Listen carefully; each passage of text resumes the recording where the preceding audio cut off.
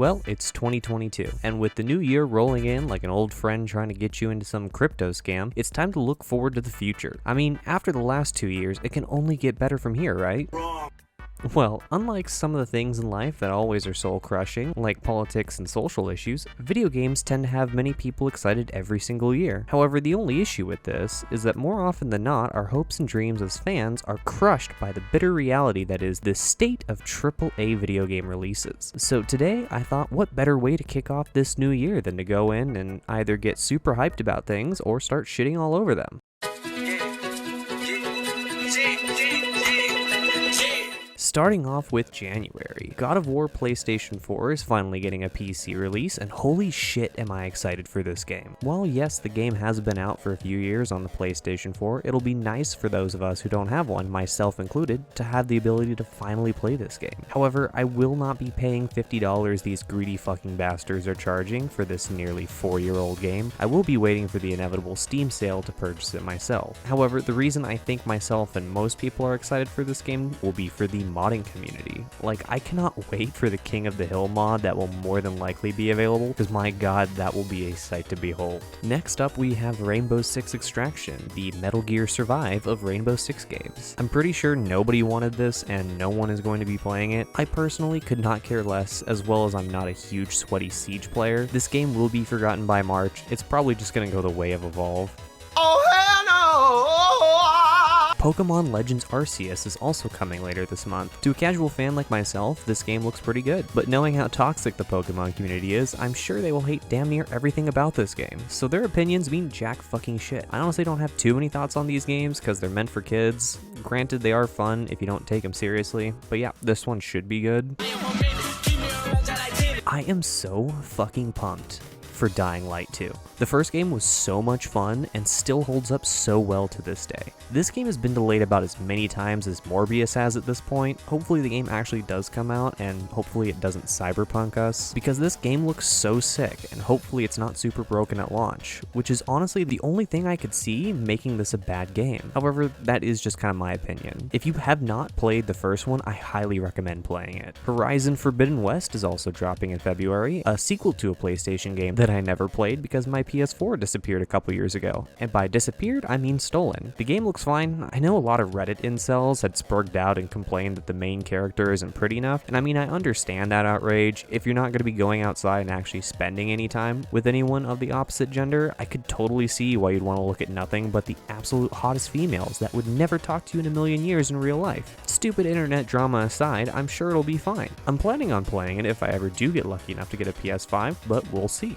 If I had one! Elden Ring is also coming in February. I know a lot of people are excited for this, but it's just another fucking Dark Souls game, and I refuse to get bullied by losers into enjoying these games. If you enjoy them, that's great. They just aren't for me.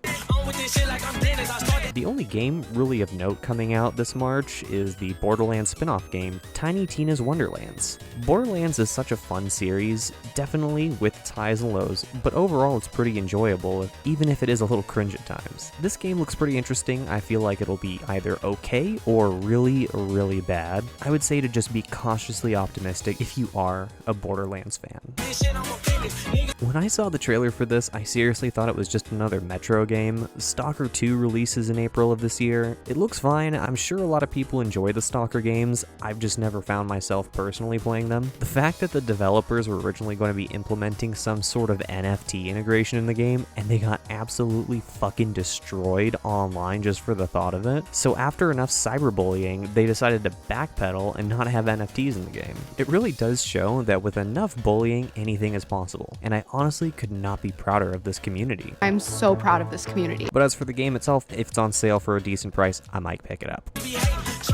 Okay, I'm just putting it out there. I really couldn't care less, but Forspoken is coming out in May. It's made by Square Enix, and it looks like a generic open-world Final Fantasy clone kind of game. We don't know much, but from what I see, I'm just not super impressed.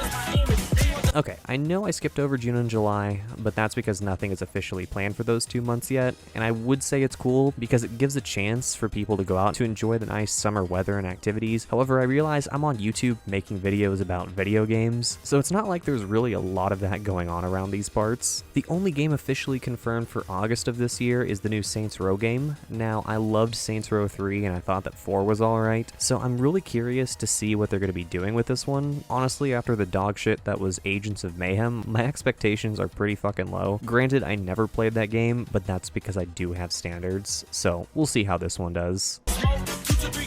So the last game with a hard confirmation release date in 2022 is Starfield, coming out in November. Since no one has seen any real gameplay, there's nothing really to judge so far, so I can't say if it looks good, but I am a fan of the Fallout and Elder Scrolls series, except for this cancer, so I'll be using my superpower of unbridled skeptical optimism in anticipation for this one.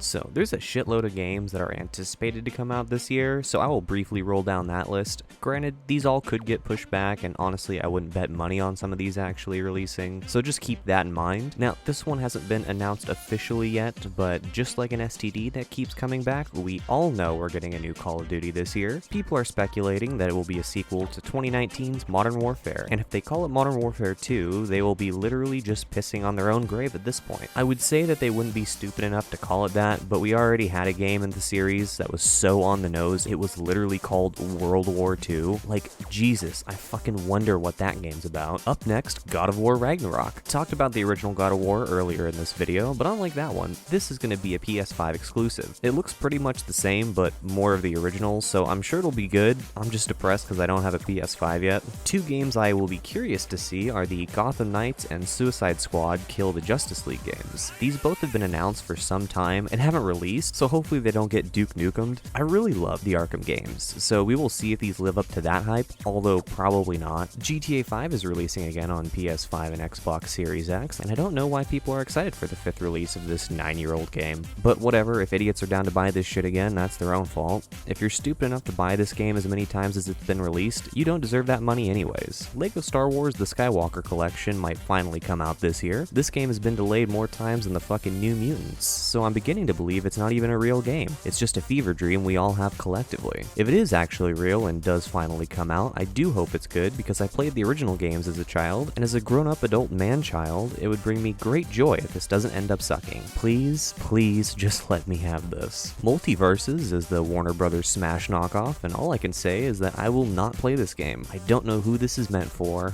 Why did they think this was a good idea? Why is Shaggy going Super Saiyan? And Mom, please pick me up, I'm scared, I want to go home. Senua's Saga Hellblade 2 is also coming hopefully this year. The first game was pretty different and interesting, so we shall see if this is good and along those lines, or if they just wanted to shit out another game to make money. But honestly, after reviewing this list of upcoming games, I think I found the one that I'm most excited for. I Am Jesus Christ. Well, not me personally, that's the game. We've all seen simulator games from trains to goats, but we finally have a chance to literally walk in the shoes of our Lord and Savior, Jesus Christ. You best believe I'm going to be playing this game on day one, blasting some Christian Kanye music in the background. Boy, I can't fucking wait. Finally, a simulator game that I can actually get behind. There's definitely going to be way more games coming out this year, but I think this serves as a good start on what to look out for. So let me know down in the comments which one of these you're looking forward to the most, or feel free to call me a retard for missing the one that you're looking forward to most. This video topic had actually come from a comment on my last video by a good friend of the channel, Boring Brandon. So if there's a topic that you'd like me to cover, feel free to drop me a comment and let me know. As always, go ahead and leave a like if you like this video, as well as go ahead and hit that subscribe button, as we have more content coming every week. I think that's going to be it for me. This has been Jake, and I will see y'all later.